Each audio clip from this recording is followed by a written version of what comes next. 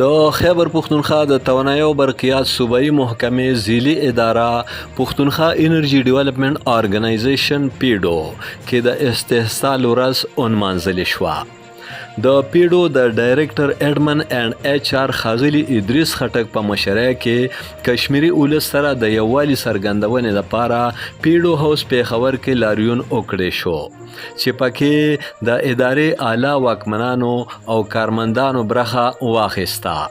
په کشمیریانو د بھارت د ظلم په ضد د 1 منټ خاموشي اختیار کړې شوه او په ډاګه کړې شوه چې نن د استحصال دا ورځ د نړیوال ضمیر نه دا غوښتنه کوي چې مقبوضه جموں کشمیر کې انساني حقونو د تاله ترغه کېدو نوټس دې واخلي. په دې موقع پیډو هاوس کې بینرې او تصویرونه اویزان کړي شوي وو چې په کشمیري عوام د بھارت د ظلم په ضد نارې پې درج وې.